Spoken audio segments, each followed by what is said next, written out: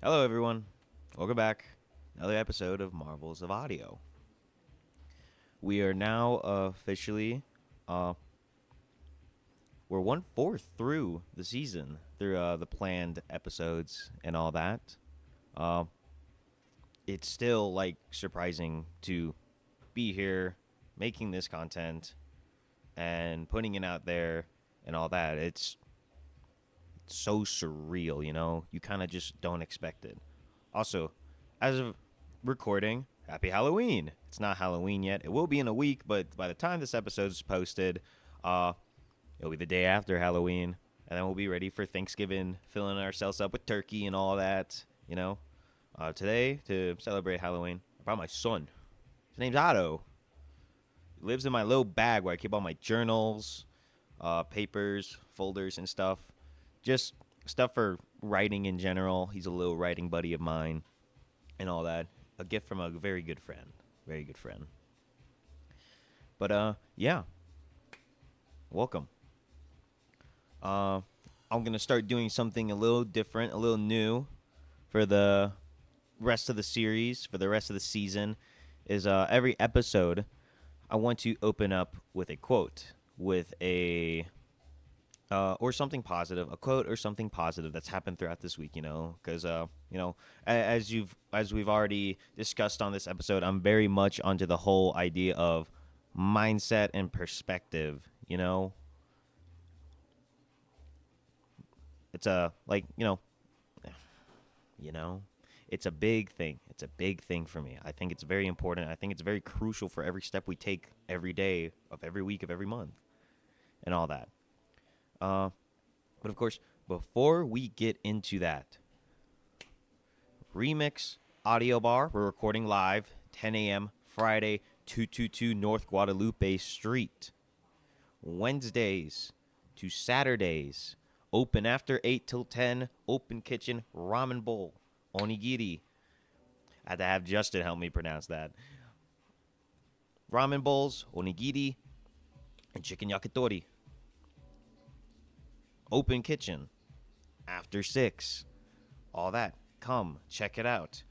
If you're looking for a place to express your comedy, writing, poetry, spoken word, music, covers, anything, I help run an open mic at Cakes Cafe. Come check that out as well. It's Wednesday, 7 to 11. It's hosted by Josh Greeler, great writer. Hosted by Brycey, big smiles, incredible musical talent, and all that. And me, I just make drinks and food. That's all I bring to the table. But yeah, come check out Remix. Come check out the open mic if you're in the area. I really appreciate it. But with that out of the way, and let's get started with today's episode. So, I want to open up with a quote by one of my, I would say, personal favorite creators, and probably one of the more impactful in my life, honestly, is Stephen McCraney. He's how do I say it? I would like to describe his works as very childlike writings. He's a comic book artist. He's made 2 series. One of them is still ongoing. To my knowledge, he has 2 series. I believe one of them is complete. The other one's more for an elementary schooler audience. The one's more for a college, high school audience. We'll get into the former rather than the latter. But he also has a book on writing, comic creating, and all that. And I haven't read the book yet. It's actually, I just ordered it. It's on the way. Forgive me, the name is escaping me. Happens to me all the time. But there is one quote I saw within the synopsis was the master has failed many more times than the beginner has ever tried. And well, I've heard that quote when he first released the book, when I was keeping up with his work daily, but it was only until recently I decided to get the book. But what's important for that is that quote right there has become the foundation, the foundation for all of my writing, for pursuing, for creating, for everything, really. It's really helped me just get out of a lot of ruts for writing, uh, and just anything in a creative aspect, really. Mainly for aspects of storytelling, and that's what we're going to be talking about today. For my mathematicians and astronauts that are watching this episode, this is for you. We're going to be talking about storytelling and space, or more specifically, the power of nothing, the space that is in there, and the infinite potential that there is to fill it in. And you're wondering what that has to do with storytelling. We'll get there in just a second. So, the comic we're talking about today is Spaceboy, Stephen McCraney. It's been running. It's still currently ongoing. It's been running for, I want to say, over 300, almost 400 chapters. Has not reached a conclusion yet. But to give a quick synopsis of the series, Spaceboy follows the high school life of this girl named Amy, high schooler. Her family were born and raised on a mining colony, and she has this thing called synthesia. Sorry if I'm mispronouncing that. Where she can see, basically, it's when people's sensory stuff crosses. I don't know if this is a real medical thing. Save that for the medical students. That's all for you guys. But she has the ability to see people's flavors, which is kind of like their personality. Like, her best friend is jalapeno and pineapple.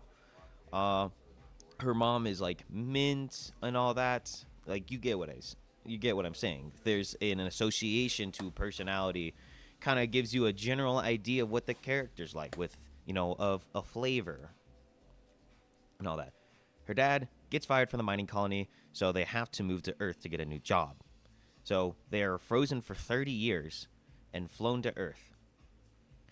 Gets to Earth, and 30 years has gone by. She is behind on everything, history, education, and all that. And life is so different because she was born and raised essentially in space and all that. The most consistent difference compared between life in space and life on Earth is stars. Stars, when you don't see it through an atmosphere, they don't twinkle. There's nothing there. It's just a blot of light. And there's everything else where there's nothing in between.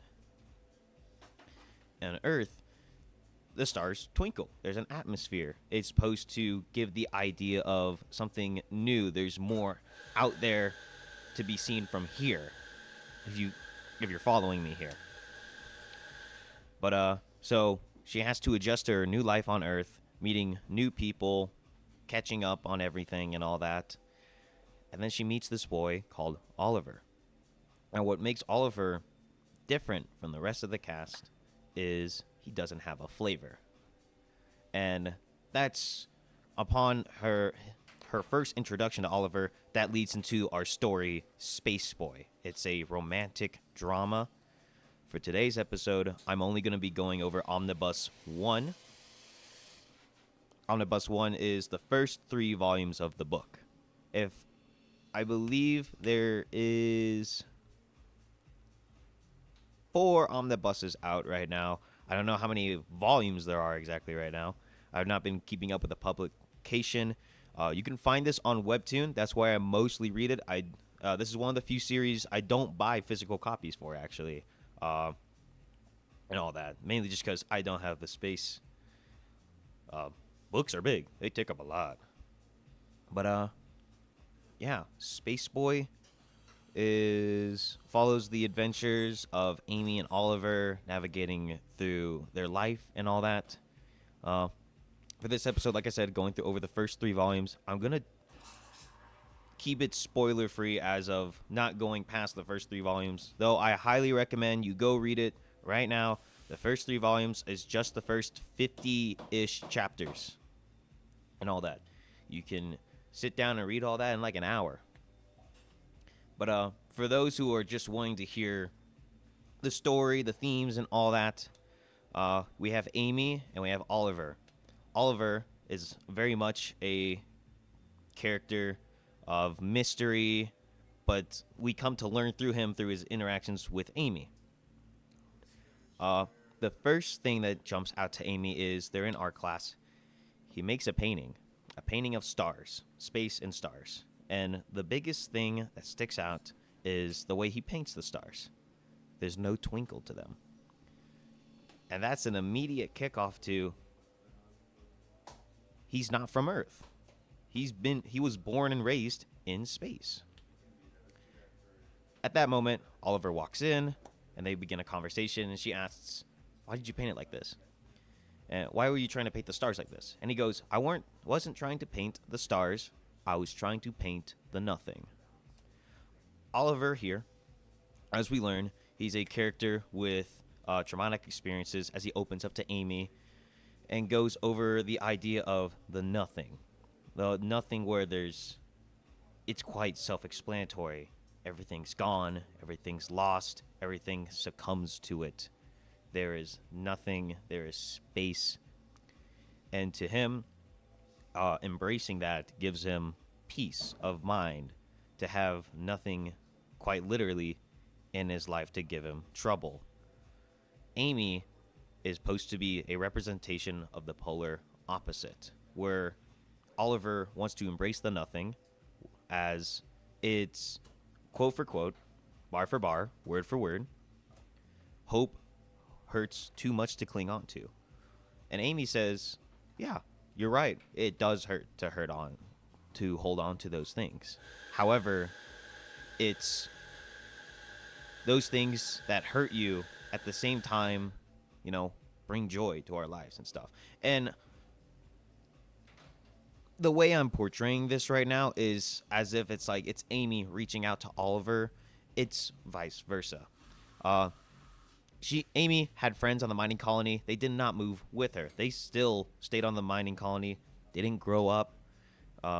Were growing up while she was frozen, having birthdays, having a family, and all that. The first major thing that's happening is her, as soon as she gets to Earth, she refuses to reach out and call to her friends on the mining colony. Thinking it's all gone. Friendship has disappeared. She's a completely different person. She might not like her friend now. Her friend might not like her. So she runs away. She says that there's nothing left. Oliver, in that same conversation about hope, talks to Amy as if, like, Amy's talking about it and being like, "Oh, I'm so sorry you lost your friend. How did she pass?" And Amy goes, "Oh, she didn't pass. She's just older now." Oliver calls her out on that, saying it's much worse to pretend someone doesn't exist than to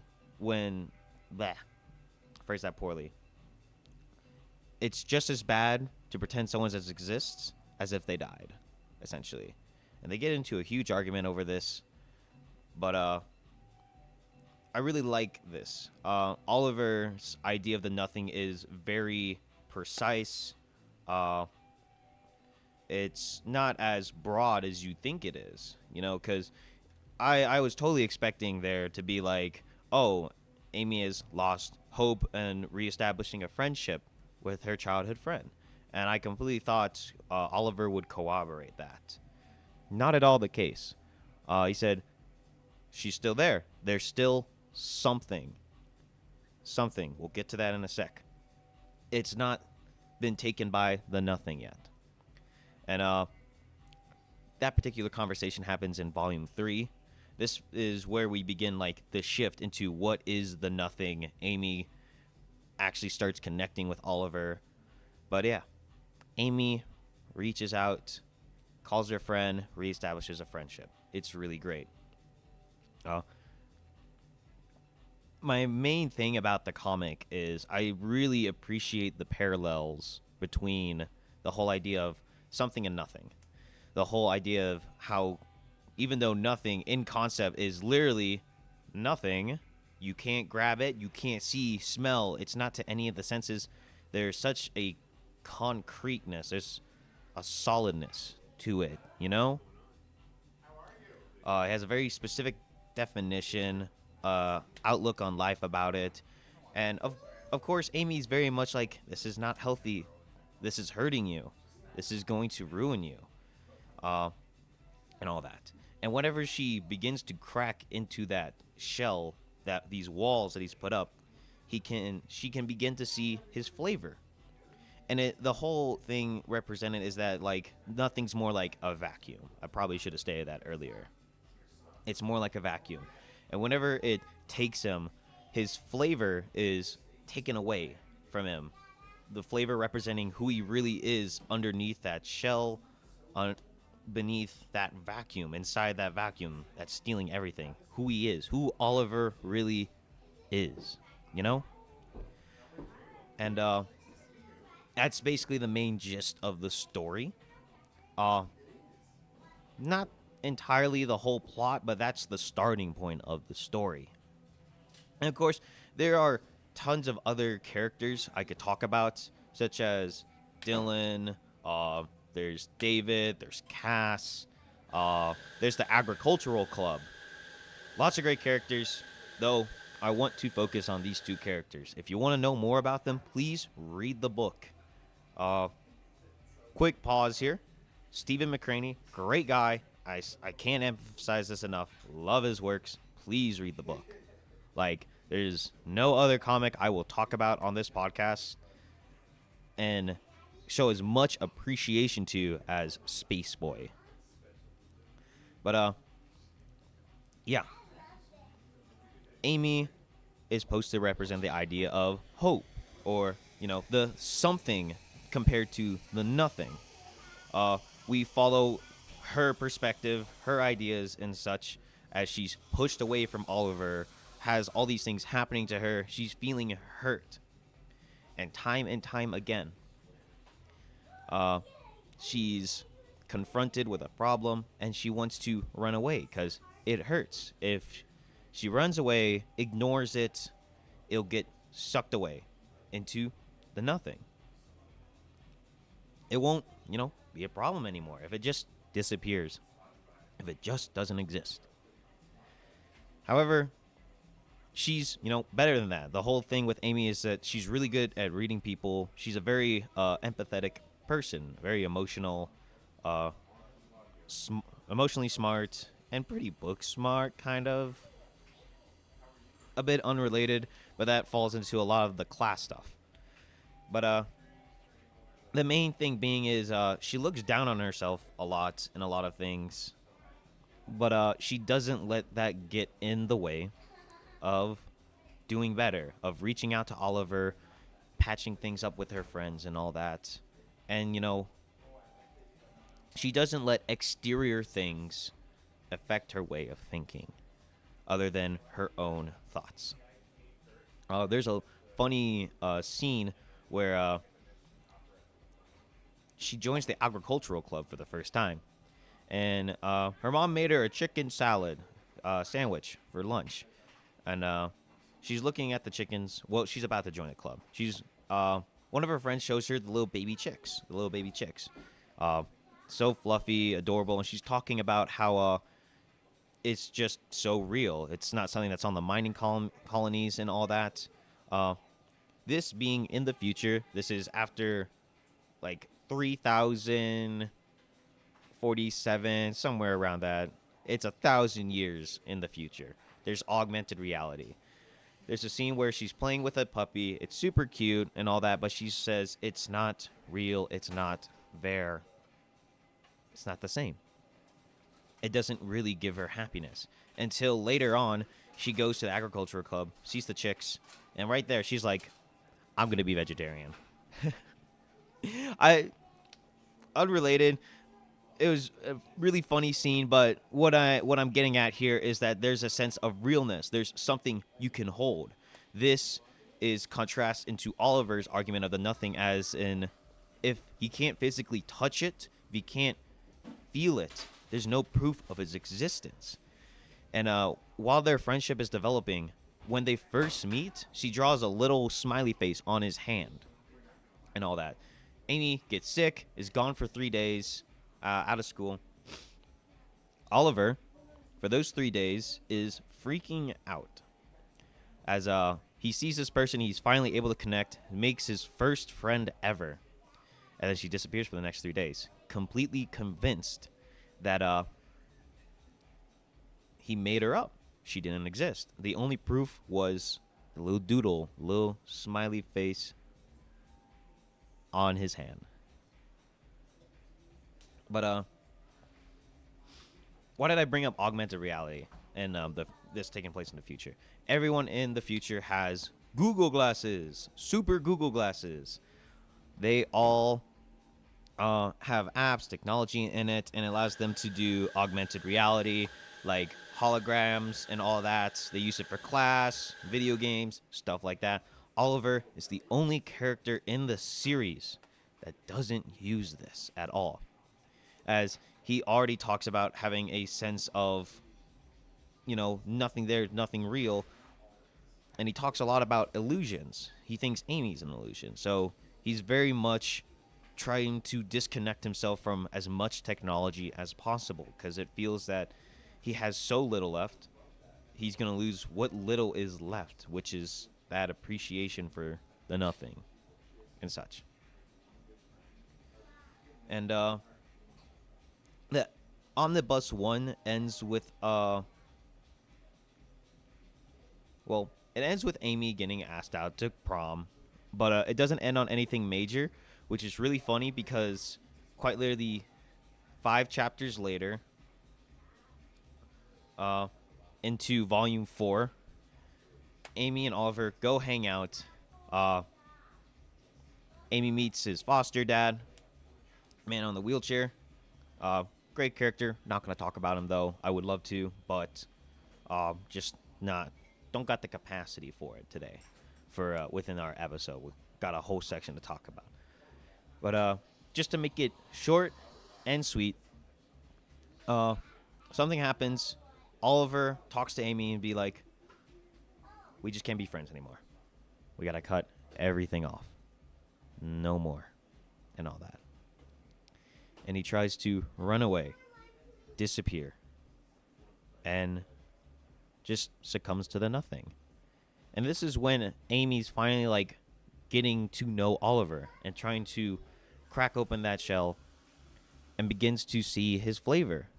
But as soon as that happens, it disappears, and his flavor becomes a void, cold, gray. I guess you could say that's the flavor of the void, of the nothing.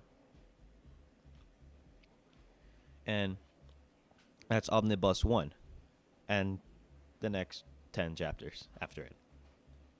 Broke my promise there, but very important to bring up at that point, as we established a line here. So, the whole idea, as I've said, is Amy wants to achieve by helping Oliver get out of the nothing and showing that there's always something to fill that in. That there's all that space to put something in, to essentially, give a reason for the stars to twinkle, because if you remove everything, like life, people, emotions, atmosphere, you get nothing. It's the reason we put things there, That's what I've always admired about the idea of space. It kind of represents an infinite potential, essentially. There's so much that can be put there and all that. What does that have to do with storytelling? Well, I just told you about a story, but that is not exactly what we're talking about today. It also has to do with space.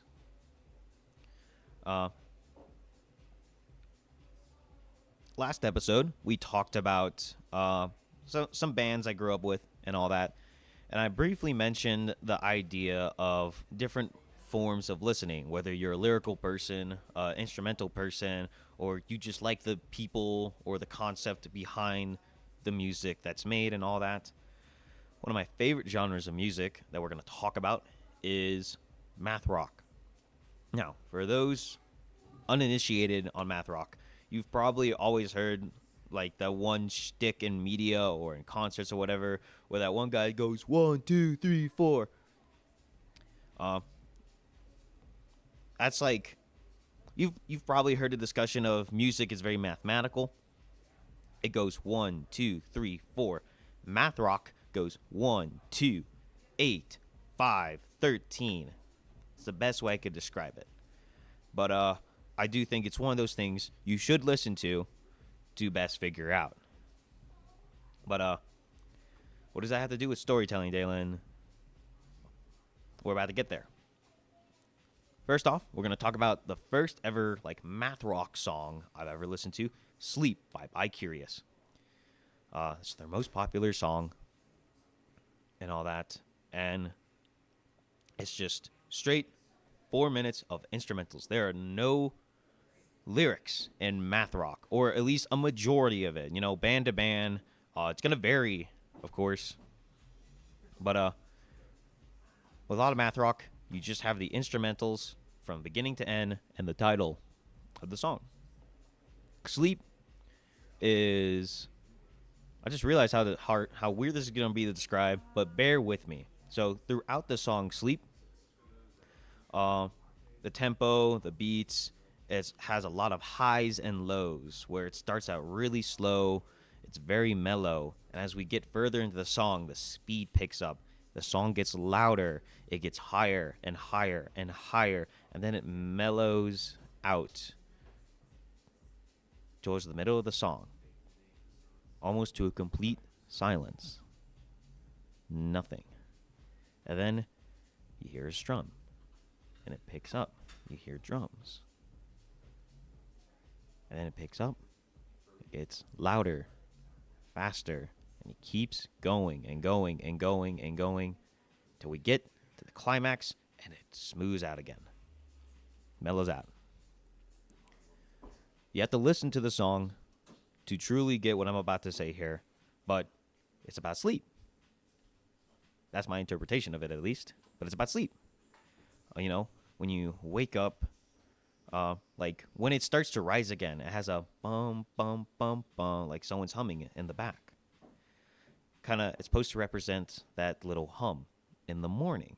It's you waking up and you're getting started with your day, and it gets, you know, busier and busier and busier as it gets to the climax of the day, and it slows down as you're getting out of work or you're finishing whatever you set out to do today and all that, until you get back home, slowing down, coming down. You get to bed and you fall asleep. You have your thoughts there. You hear some things like the house settling and all that until silence. You're asleep.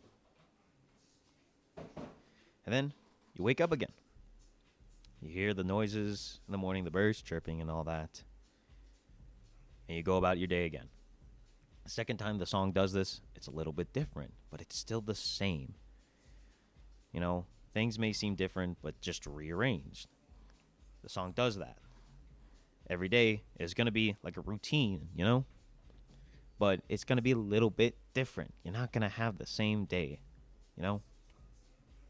You know? Love that phrase.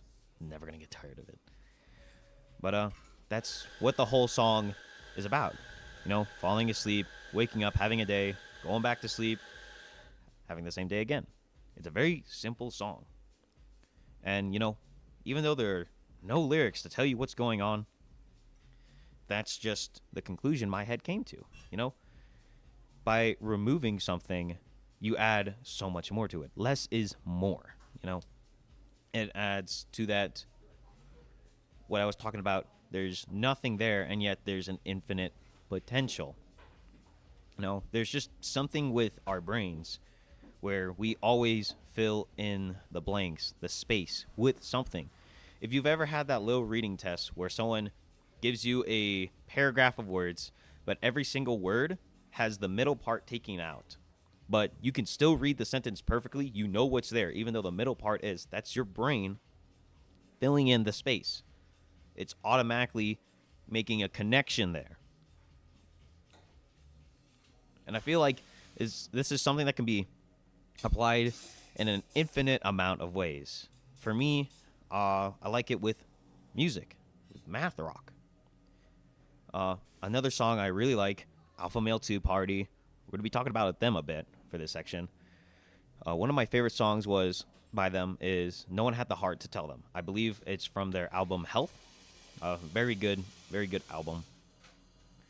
And same idea. I'm going to describe it into the same dumb stuff, which is highs and lows and all that. But it's more, patternized rather than a sequence repeating and all that. The song starts, builds up, and comes down a little bit. And the next time it builds up again, it goes higher, it goes faster, and keeps doing that and doing that and doing that until it just stops, crashes, essentially. Like imagining it's just like a flat lines. No one had the heart to tell him he was on fire. To me, this is a song about burnout. As you get passionate about something, you give a little more every time. Every time, the next time you do it, you do a little harder. You go a little harder. You get a little more passionate about it, and you keep going and going and going until you just crash. You burn out. And, if you've ever had a passion burnout, it sucks, something you are really, dedicating so much of your time and energy towards and all that. And it just brings you pain and grief and all that. We talked about this a little bit in another episode.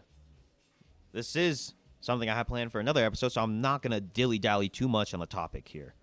But I hope you get the idea of what I'm saying is with nothing, space, storytelling, and how that all comes together.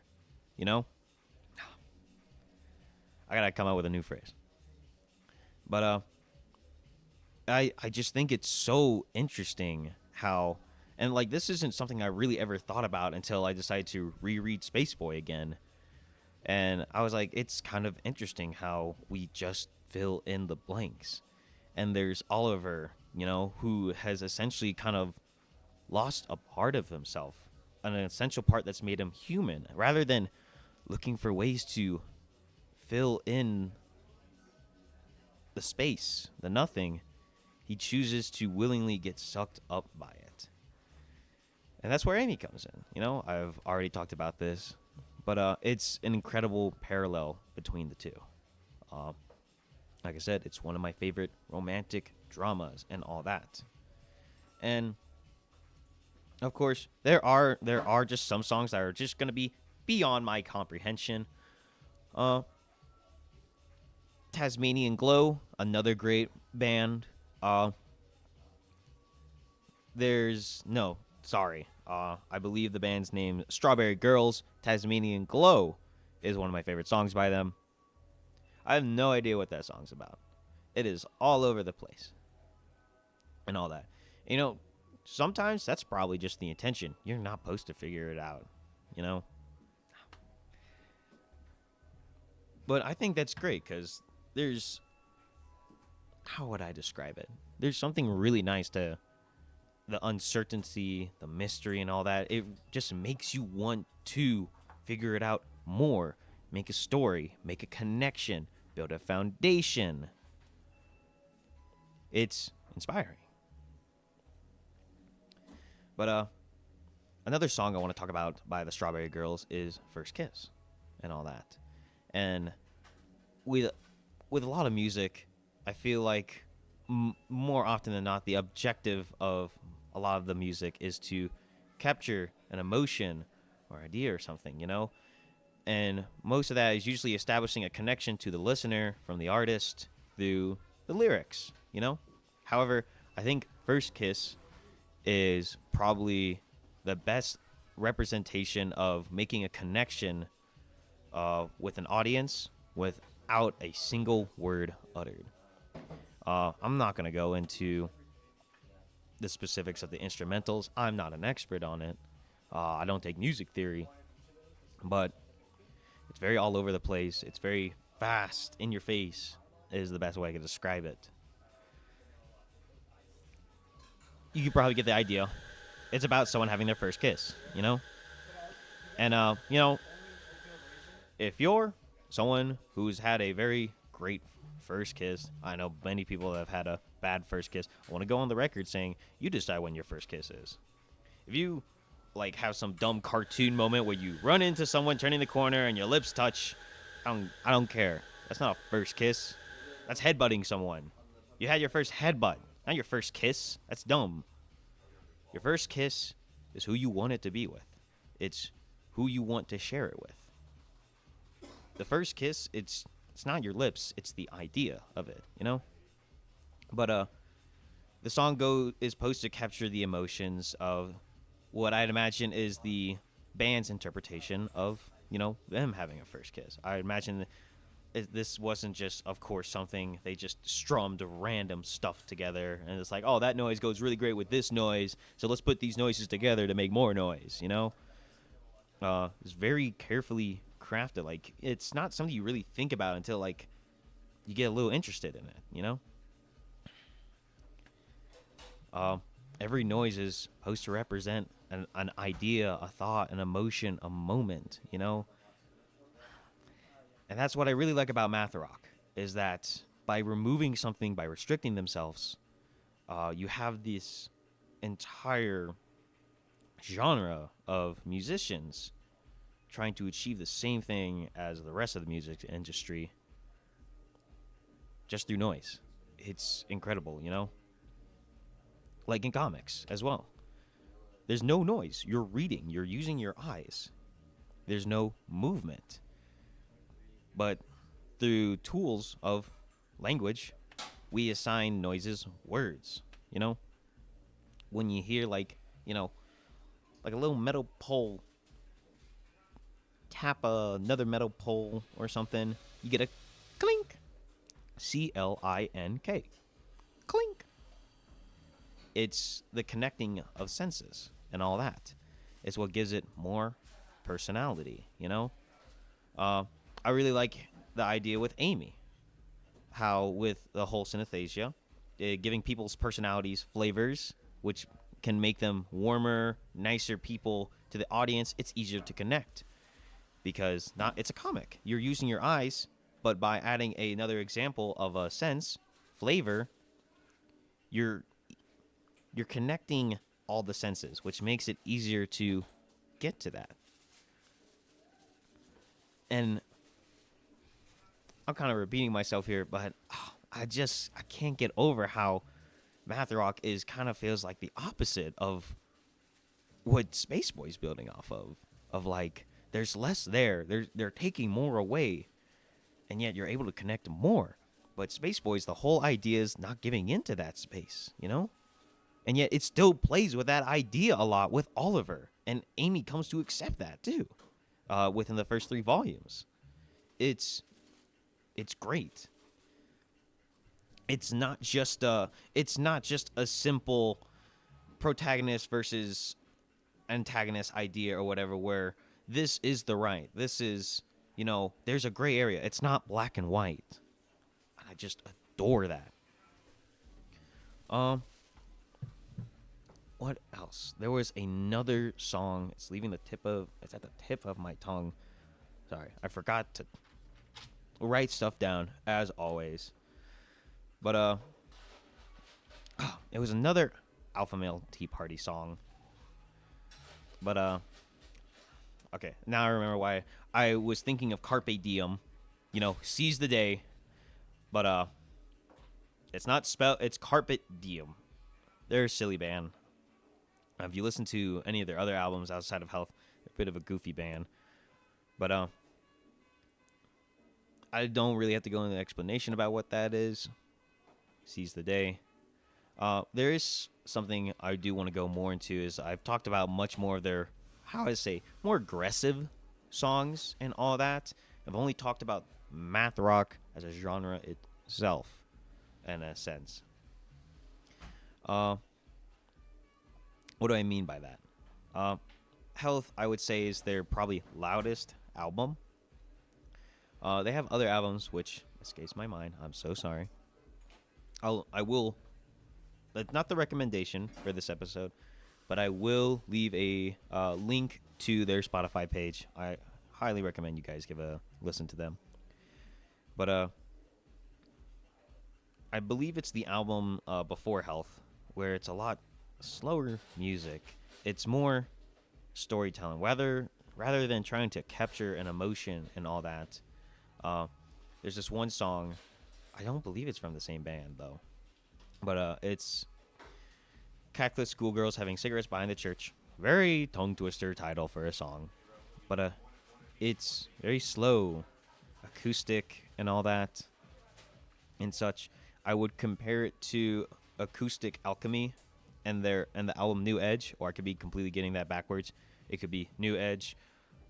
Acoustic Alchemy is the album, but get to that in a second here. Where it's very soft, it's very easy on your ears, and you get a sense of not capturing an emotion, but a moment of, just these youth, these Catholic schoolgirls having a smoke behind the church. They're not doing something they should be doing. It's whatever. You can go as deep as you want into that idea. But for me, the idea is just a song about capturing a quick moment of friends having a quick smoke break. And it's very harmonious, I would say, melodic even, it's soothing. It calms you down. It makes you want to sink into your chair, really. It's therapeutic even, I would say, which is kind of funny to think about it. If you ask me, to me, it's capturing that moment that's being given the opportunity of having a cigarette. Say whatever you want about cigarettes, they're bad for you. I'm not going to deny it. But for me, I don't smoke it because I give a crap about the nicotine. I don't care about getting the edge off. Whoopsies. But I work a lot of jobs. I used to work one of my first jobs was a line cook, and I wouldn't get breaks. Bit of Dalen lore here, real quick, but I would only smoke just so I could get a break, and that's what I did as a line cook. And I just never really stopped. I just became more of a workaholic, and for me, taking a cigarette break is an opportunity to come to a standstill. Like, I've been running all day. I get a chance to sit down, and I get to share that moment with a friend to take in the moment. That's how the song is. Now, I talked about alchemy, acoustic alchemy. I have a CD by them. It was given to by a friend. I believe the song is called Ocean. And the whole idea is the strumming of the acoustic guitars and all that is supposed to represent the waves traveling from one side of the world to the next mass of land, But it's supposed to represent the idea of space and distance. Keep in mind, I have not at all referred to distance in this episode at all. I do feel like it is something important to bring up, though it doesn't fit a lot with what I've talked about this episode. Why do I say that? Distance is something physical. I hope you understand what I'm saying. While it's a numerical thing, you can't grab it, you can't really see it, but there's a physicality there to it and all that. The reason why I haven't brought up distance at all is I've been more talking about an emotional sphere with the Spaceboy, with a lot of stuff I've talked about in math rock and all that. But I feel like distance is still important to bring up because, all this, culminates as a journey at the end of the day, whether you've taken one step or a million. And that's the important thing about distance is, when we're moving forward, we have a tendency to just look forward. And with that, it can be hard, to stay focused. what I'm saying is, with idea, when you're going a distance, the first thing that's going to come to your mind when you start is how far it is. And it can be so far that you can't even see it over the horizon where you're trying to get to. There's nothing to be seen. But if you keep going and keep going, you make progress. And you could go so far and still not see it. There's nothing. However, there's still everything behind you. I think what's important is that rather than focusing on what's left, what's not there, focus what is behind you. Not how far there is left to go, but how far you've come. That is what I like to call hope. And it's with that, looking back and all that, that makes that distance feel shorter, you know?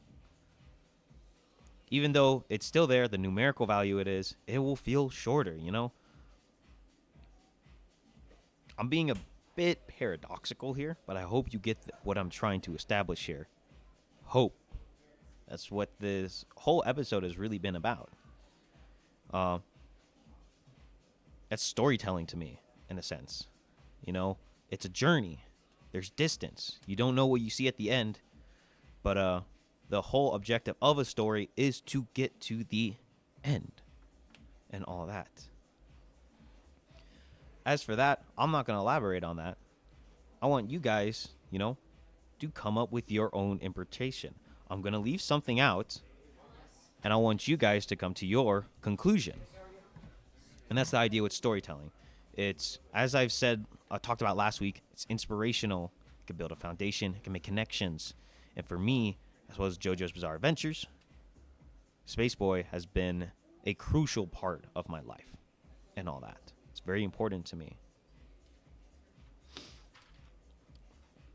How would I say it? I believe it's like human instinct and all that and such. But, yeah.